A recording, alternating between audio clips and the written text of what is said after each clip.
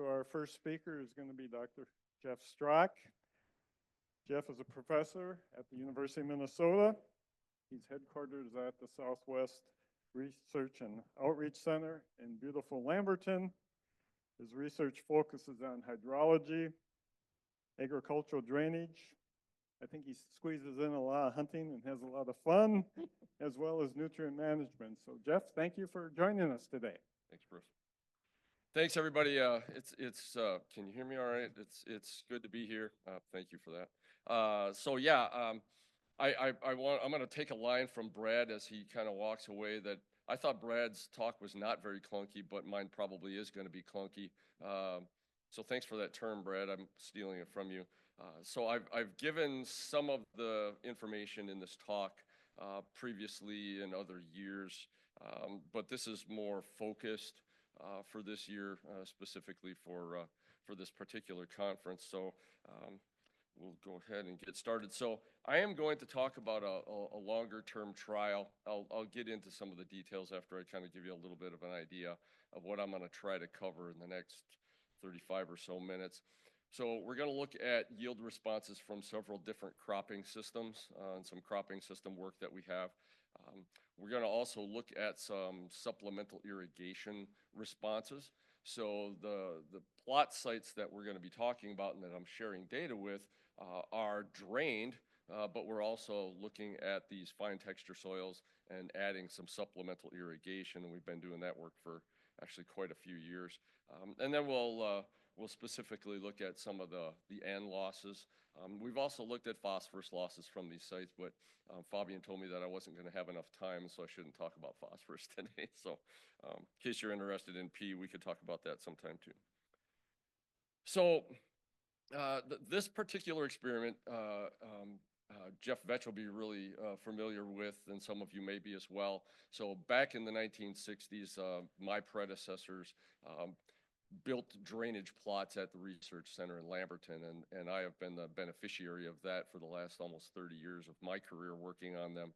And in 2016 or 2017, we started doing some supplemental irrigation on these sets of plots. And these plots were essentially just in a corn-soybean rotation. And you may or may not know, but we have long-term ag research sites in Lamberton, Waseca, and Grand Rapids. And one of the challenges with our long-term research is that the two southern sites at Lamberton and Waseca are tile drained, but we have no way of capturing that tile drainage water from those plots to really able to take a look at maybe say a water balance or looking at the nutrient balance. So back in 2022, I intentionally took the 24 drainage plots and I imposed some of the cropping system treatments on those plots. So these plots have not been in these cropping systems for very long, actually, only for the last 3 years. So we've got basically 7 of them. You can see them up there. The 4 darker ones are the ones that I'm going to spend time sharing some of the data with, mainly because they all involve corn, which is something that's probably near and dear to most people's hearts in the room.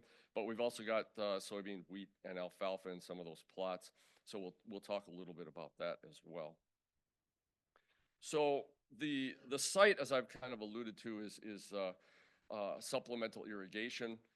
This particular location is what we call drainage water recycling. So when you're looking at that picture, and I'm sorry if I'm looking up that way because that's the screen that looks better to me than the one on my screen here, if you ever go to Lamberton and you come in on Highway 330 on the east side of the Research Center, there's a long pond there. And that long pond is where we take 360 acres of our surface runoff and subsurface drainage and dump it into that pond. And since 2016, we've been actually pumping water back out of that pond and applying it to this particular research area. So our strategy here is to look at just 2 water management systems, essentially just a rain-fed, no supplemental irrigation in it, and then we've got one where we're trying to meet 50% of the demand of ET to add water back. So it's something less than what we have as our sort of normal water level that we want to try to apply. Now, this set of plots there's lots of different styles of irrigation. We're using on-surface drip irrigation, not very popular, but our goal is not to look at comparing, as kind of Brad was laying out all these different types of ways of thinking about doing research. Our idea was not to try to like compare overhead irrigation with subsurface drip irrigation or sub-irrigation through the tile. We just wanted to know, if we're adding water, does the water make a difference, and how much difference does it make in terms of yield on these cropping systems, as well as, is the water that we're adding at times coming back out the pipe where we don't necessarily want it to come, right? So we're using this on-surface drip irrigation for our plots. As I said, our water's coming from this drainage water recycling idea, so we do measure nutrients in that pond, usually about once a month, and those numbers tend to be a bit on the lower side when we actually get into the season of irrigation, which is usually June, July, and August at the research center for the most part. So just a summary of some of the conditions that we have out there over the last 3 years. So you see, this is April through September, so our growing season. This is growing season precipitation also on the right-hand side there. So 22, 23, 24, this is not the annuals for those years. Those are just the growing season precipitation. Now, unless you were sleeping under a rock for the last several years, you know that 22 and 23 tended to be on the drier side for us. And there are certain points in the growing season that you can see up there that 22 and 23 in particular, June, July, August and September were really quite dry and well below the averages compared to April and May. June, of course, in 2024, pretty much everybody's kind of remember the spring, where last winter we had not very much snow, similar to this winter, and then all of a sudden we overcame that deficit, got a lot of water stored it up in the profile, as some of the folks were talking early on in the farmer panel when I got here. There was some nutrient deficiencies that people saw out there related to some of the excess water that we had early in the season, but eventually the crop grew out of that. 2024, again, though, we were 8 inches above the growing season average in that particular year, almost all entirely due to the rain that we had in May, June, and July. Whereas we were anywhere from 3 to 6 inches below the growing season average in those other 2 years. So all 3 of these years were good candidates for us to be able to look at drainage water recycling. But the other thing that I'll kind of mention right off the top is that, as you all know, not every year is the same. Not every drought is the same. So we have some variability in terms of the responses that we got out there in terms of yields, as well as some of the water quality data that I'm going to show you here. So when you start looking at some of our supplemental irrigation numbers for the corn and the soybeans in particular, we have put water on the wheat and the alfalfa as well, but I'm just focusing in on the corn and the soybeans here for you to give you an idea of the spread of the amount of water that we've applied. So, in 2022, you're looking at about 9 inches, about 3 inches or so less in 2023, and then almost very little in 2024. Most of that irrigation came in July and August for those crops, for the corn and the beans. By and large, mainly because of the fact that April and May were so wet that the profile, we monitor soil moisture on a weekly basis, and the profile was really quite full up until we got toward the end of the season, when the crop hit physiologic maturity and was in that reproductive phase. So the first few slides here, we're going to spend a bit of time mulling over different ways of looking at the yields that we had out there, okay? So when you start looking at this is crop yields. So I've got corn, soybean, wheat, and alfalfa on this slide. These are 3-year means. So the deficit and the rain fed, you can see there. So the 3-year average for corn yields, 239 versus 178 bushels, right? So it was a pretty significant difference over that 3-year period where we were adding water to the system. And again, these crop yields for corn are averaged across the corn-soybean rotation, the corn-soybean cover crop rotation, corn alfalfa. And so, these are just looking at all of the averages. right? We're going to break it down by cropping system here in a little bit. When you look at and so there was a statistically significant difference there. When you look at soybeans, we also saw statistically significant difference. There was about 10 bushels there for the beans between the yields of in those 3 years. Wheat, no statistically significant difference. 1 bushel, as Brad was kind of saying, you know, it's just really nothing. The alfalfa tonnage as well. Um, you know, it's actually kind of on the lower side when we start looking at these numbers. We generally will cut alfalfa 2 to 4 times a year. When we get into some of these drier seasons where it wasn't irrigated, we were harvesting a bit less. And then you've also got to take into consideration that 2022 was the first year that we planted alfalfa, so we didn't have a lot of yield coming off in 2022 as well. So when we start breaking this down and we start looking at this in terms of just sort of, instead of looking at the 3-year averages, we start breaking down the years and start looking at that in terms of what was the precipitation like, what was the drought kind of effects looking like. 2022 was a bit of a worse year in terms of drought conditions compared to 23. Yields were statistically significant here for corn. You can look at the means and the maxes there for the deficit and the rain fed.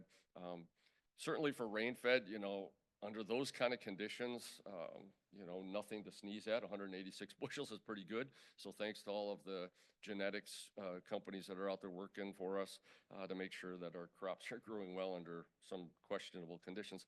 But we still saw 34 bushel to the acre yield increase in 2022. Now, 2023, we came into that year, we had some rain in the fall of 2022, recharged the soil profile a bit, even though 23 was dry. And we actually improved our yield difference between those two by quite a lot, right? 97 bushels. So we increased it by 60 bushels roughly between the rain fed and the deficit.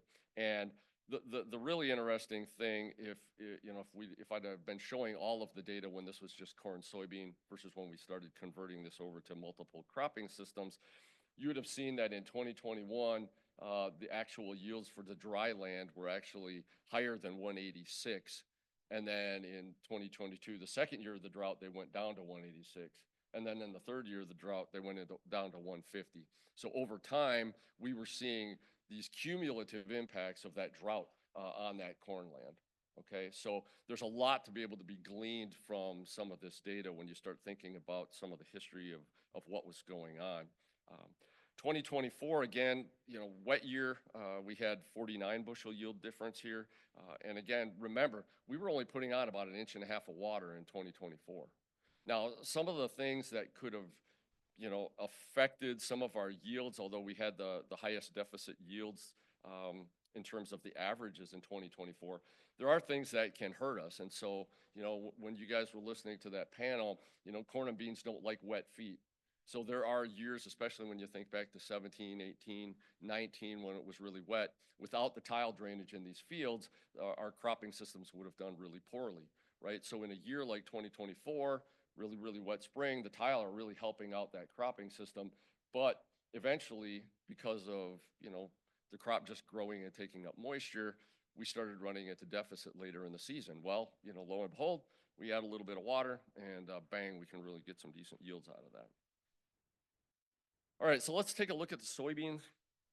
Soybeans are responsive to the water, but not as responsive as corn, as you can kind of see from this data.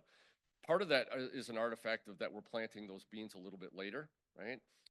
They're growing a bit more slowly. They hit flowering a little bit later, and we all know that, you know, the beans are made in August, so if we get the right timing of even just a few natural rains, it's going to help us out. So in 2022, we had about a 9 bushel yield increase, statistically significant. 2023, we had a 15 bushel yield increase.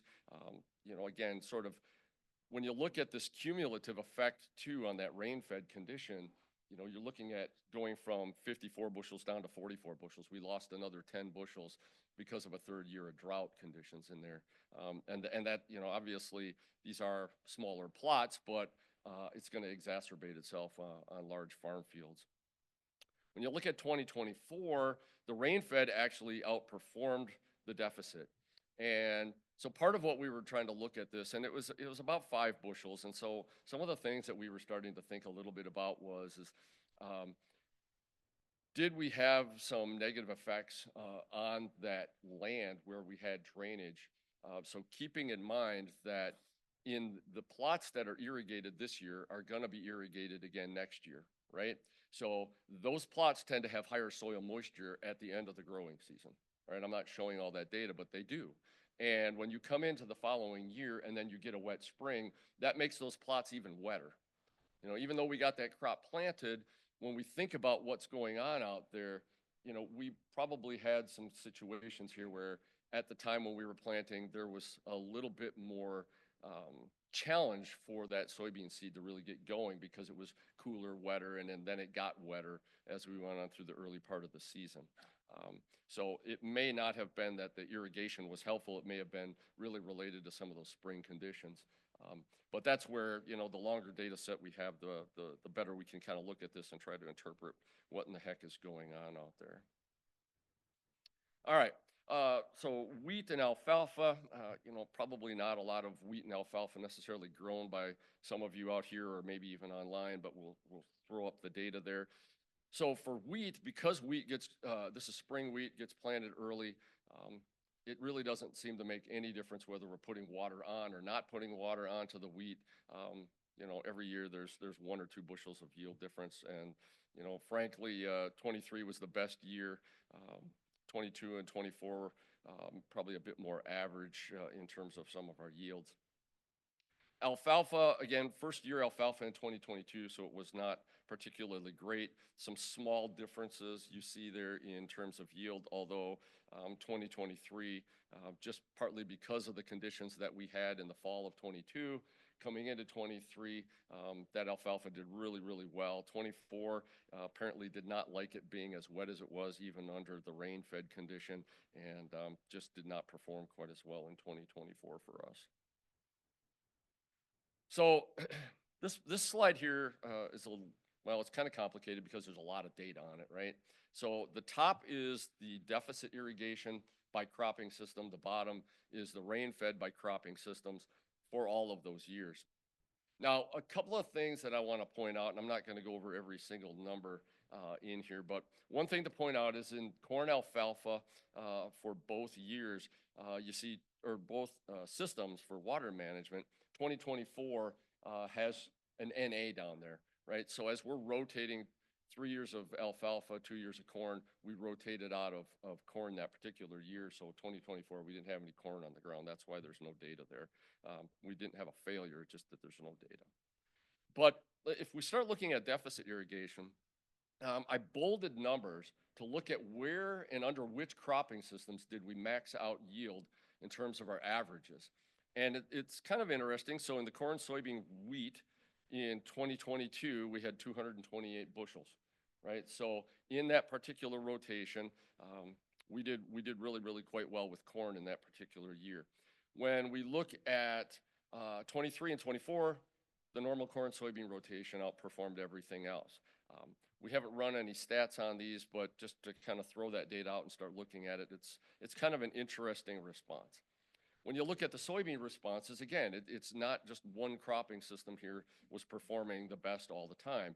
So the corn, soybean with the cover crops actually in 22 and 23 had the highest yields of all of those different cropping systems in terms of soybean yield, and the corn, soybean rotated with wheat in 2024 had that highest one, right? So in that area where we're supplementally irrigating, of course, the yields are all higher than they are than compared to the rain-fed, but also there's more variability in terms of, well, where did those highs kind of come from, right? In terms of yields and productivity where we irrigated. Under rain-fed conditions, the corn soybean rotation outperformed everything, right? And you look at some of those numbers and it outperformed pretty significantly across some of these years. And it did so for corn and for soybeans, except for 2024, where the corn soybean wheat rotation outperformed the corn soybean by about 10 bushels. Okay. I'm showing this not to make any huge statements at this point because again, we've only got 3 years worth of this data at this point. And we've had essentially 2 dry years and 1, I guess you could kind of call it an average year because we started out wet and then ended up dry, so it averaged everything out. It really wasn't normal, even though our long-term numbers will probably show that. All right, so let's jump into some of the water quality data. So we'll head through the corn first. So just to kind of orient you, and I'm gonna call him out. Dr. Ranavasan in the back of the room there was instrumental in helping get a lot of this data together. So thanks, Andre. So these are going to be nitrate loads in pounds per acre. We don't have acre on there. I confirmed with Andre that they are pounds per acre. And so the way that this is set up is that the left axis is going to be the loss. There's a CS, means just corn, soybean. IR is irrigated corn and soybeans, and so we're going to have the same template through all of the slides that I'll show you. And then what you're going to look at across the bottom is you're going to basically look at April, May, June, July for all 3 years that we have data. And we're cutting off any other months because we didn't have drain flow during those months. So these are the only 4 months that we actually showed drain flow. So 2023, even though it was a dry year, we had a wet fall in 2022. And in the corn soybean rotation, under the non-irrigated, we lost a little over 30 pounds per acre of nitrogen. In May, that was the max. But in April, we actually lost more out of the irrigated plot, which kind of makes sense because it had been irrigated the year before. So there was a little bit of water that came out. 2024, even though it was fairly wet in the spring, we went into it a bit drier in the fall, and we had very, very little losses of nitrogen coming out of that particular system in 2024. Now the scale on these for all of the corn is going to be the same on the left axis, right? So when you look at this, this is the corn, soybean, wheat rotation, and you see that the max is quite a bit higher than it was from just the corn, soybean rotation, okay? And in this particular setup, the irrigated system in May 23 lost quite a bit more nitrogen from that corn compared to just the corn, soybean, wheat rotation in the corn where we didn't irrigate. Again, 2024, completely different season, different behavior. We lost very, very little. So 23 was kind of the big year here for losing nutrients during this 3 years of this study so far. When we look at the corn, soybean cover crop, the corn in that rotation, so corn cover crop, which is rye, soybean cover crop, which is also rye every year. We start looking at this. The corn, soybean in that phase lost just a little over 40 pounds per acre in 2023. The corn, soybean with the rye lost almost half of that, right? So in this particular rotation, it looks, even though that was irrigated, it looks quite a bit like the fact that the rye helped scavenge some of that nitrogen that may have otherwise leaked out of that particular system where we irrigated it. This is the last one for corn. So this is corn in the corn alfalfa rotation. We're down here somewhat similar to corn in the corn soybean rotation, but what's interesting here is that in April and May of 23, where we have essentially almost 30 pounds per acre coming out of in each month. If you remember back to looking at the corn soybean, it was only 1 month, and that would have been May. So we lost more under 2 months in the corn alfalfa rotation compared to the corn soybean in this particular setup. So we'll look at some soybeans now and look at some of the losses coming out of there. So the first thing that you're going to notice, again, the slides are set up exactly the same, where we had a maximum nitrogen loss of pounds per acre at 60. Now we're down at 5, right? So soybeans losing considerably less nutrient. And so again, May and April, we lost most of that in the normal corn soybean rotation. In May 23, the irrigated one lost a little bit more.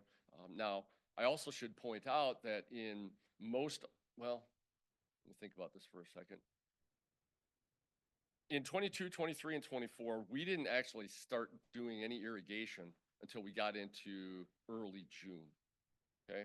So the water loss that you see in May of 2023 actually was coming out as an artifact of the precipitation that we had had the fall before in 2022, where we had about 6 inches in October, and then any kind of spring moisture. So that was not because of irrigation, but in that set of plots, again, when you're managing things like this, there is a risk of potentially losing nitrogen out of the system when we start to do some irrigation. So there's a little bit of a trade-off. We get higher yields, but at times we can be losing more nutrient. Of course, at other times we're losing less. As you see in 2024, the normal corn soybean rotation in 24 here lost more than the irrigated, but again, it's really, really low numbers, so it's nothing that I was really concerned too much about.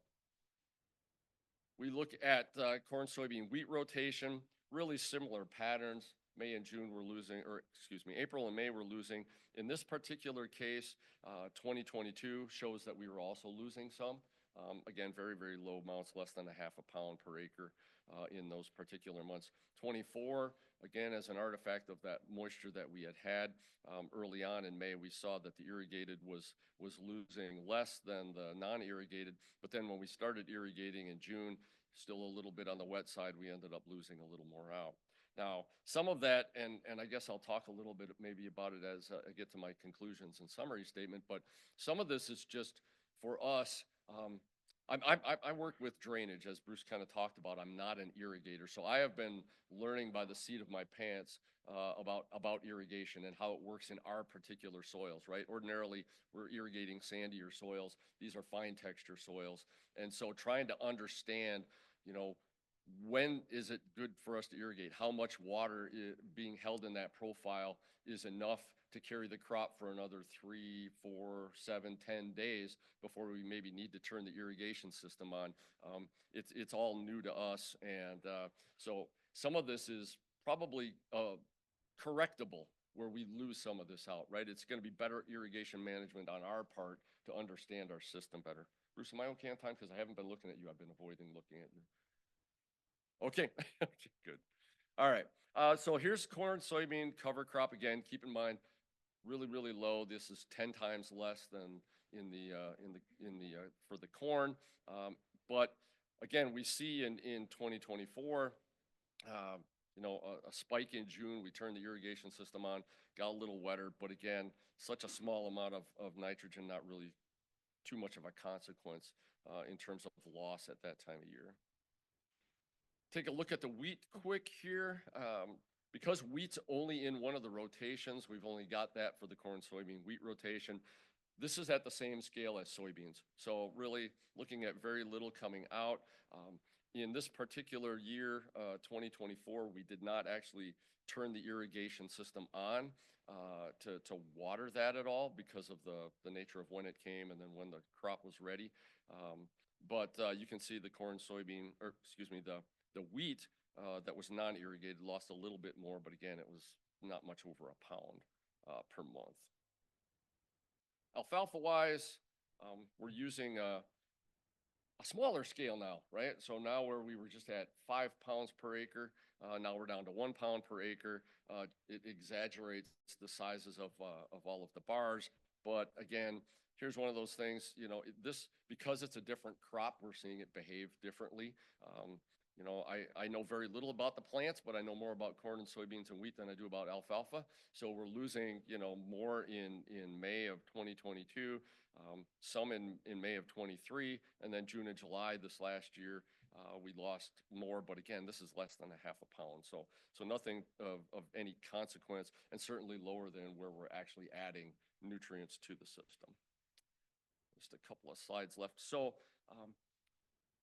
in terms of looking at our data, one of the things it's really kind of useful if you're out there surfing the internet, there's a project called U2U.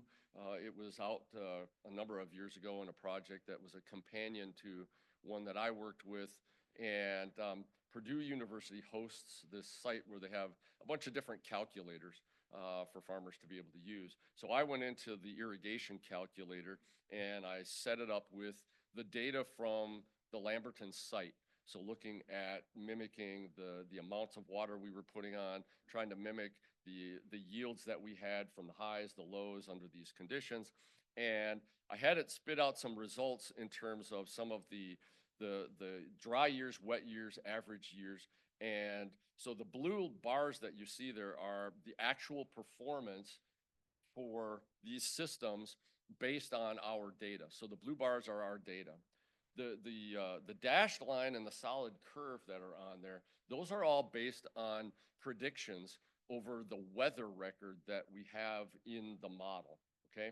So looking at about 30 years worth of weather records, it starts to say, well, okay, would it be profitable to have supplemental irrigation out there? So on the left-hand side there, you see the corn. So the solid bar is just the dry land averages of what we might expect without adding water, and it clearly looks a lot like the bars that we have, right? We hope that that's the case. However, when we look at adding some supplemental irrigation water, whether it was a wet year, an average year, a dry year, there's always some benefit to adding some of that supplemental irrigation. And our yield data that I showed earlier on really bears that out. So of course, that increase is quite a bit smaller in those average years, right? Compared to the wet or the dry particular year. So good news for corn production there. But again, it's all about timing of when that water needs to be added. Soybeans, completely different story. Of course, we see that solid line shape that mimics the long-term average of the data that we have sitting there. Soybeans, not as responsive as I showed in our data, and this data bear it out over about a 30-year period here, that it's certainly not going to be as advantageous except in the really dry years, right? So in a normal year, in a wet year, certainly, we don't really necessarily need to think about adding water to the particular system that we've got. So to wrap things up here, so supplemental irrigation resulted in significantly greater 3-year average corn and soybean yields when we were looking at that between 22 and 24.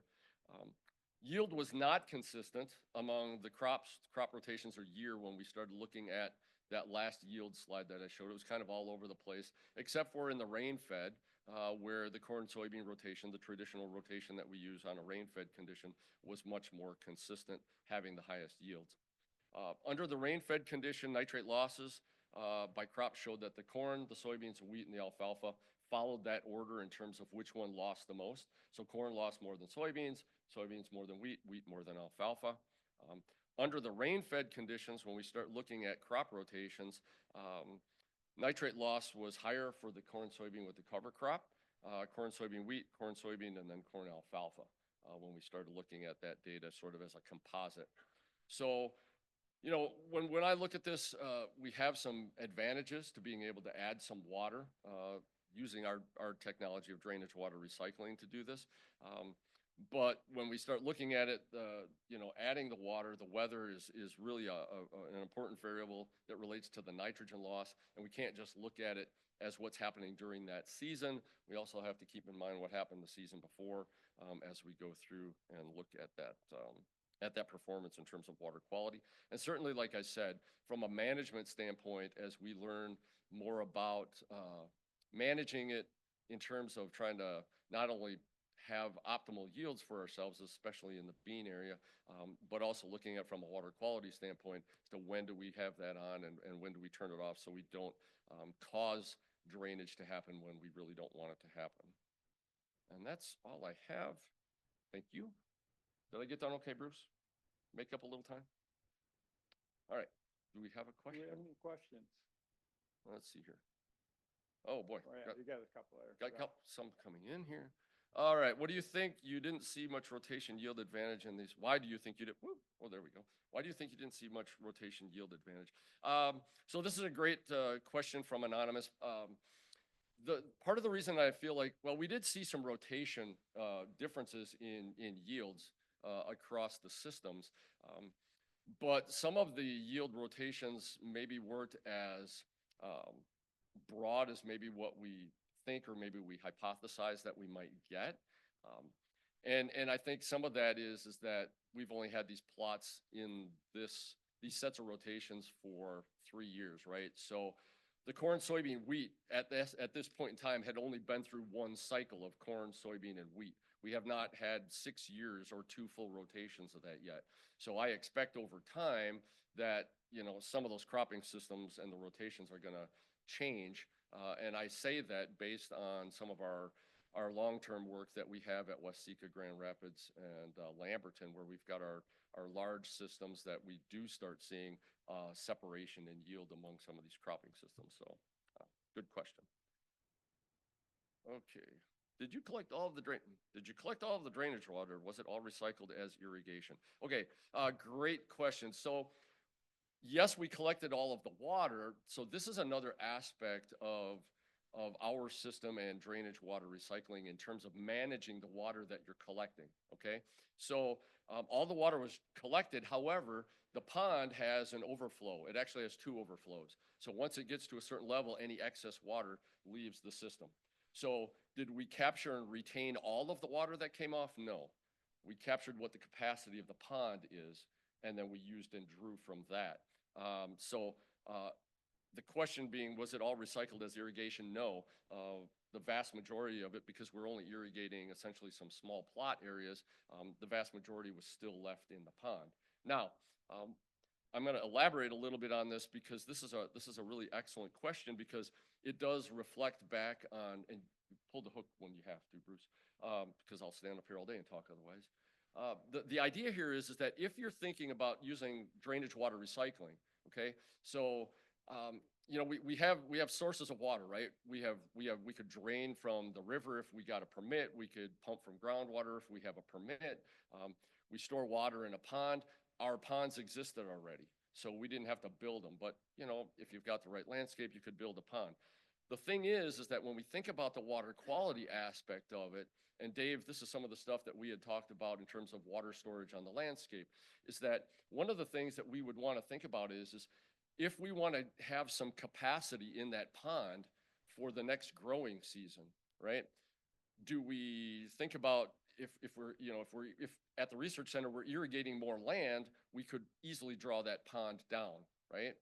But if we don't, do we drain part of that pond down so that we can store more of the drainage water from the spring flow, so surface runoff, subsurface drainage, so that it's not going down the river later or early in the season the next year, right? So there are other management issues of that. We can't just think about what we're doing on the plots and what we're trying to get for corn yields. We also have to think about how are we going to manage the water in that pond, right? So at this point, we haven't managed the water in the pond other than drawing it down when we irrigate. We don't draw it down any further to get a bump in the spring. So, but it's something that we could do. Anybody in the room have a question? Because I know that there looked like there was another one. Oh, let's see. Can you clarify? This will be the last one, Bruce, okay? Can you clarify why the corn soybean cover crop system had the greatest amount of nitrate loss relative to the other systems? Well, I can make a guess, whoever asked the question, because at this point I really have, I'm not 100% certain, right? So some of it could be related to the fact of performance of the corn soybean rotation, or the corn growing in that system the year before. It didn't perform quite as well. There may have been residual nitrogen there that may have gotten lost. When you couple that with trying to plant cover crops like cereal rye into dry land and getting no rain on it, if it doesn't come up very well, it's not doing its job to scavenge nitrogen, right? So there are lots of nuances, and again, short data set, 3 years. We expect it'll look probably different as we get over other years. So I'll be around for a little while if anybody here has a question. Thank you, Jeff. Let's give him a hand.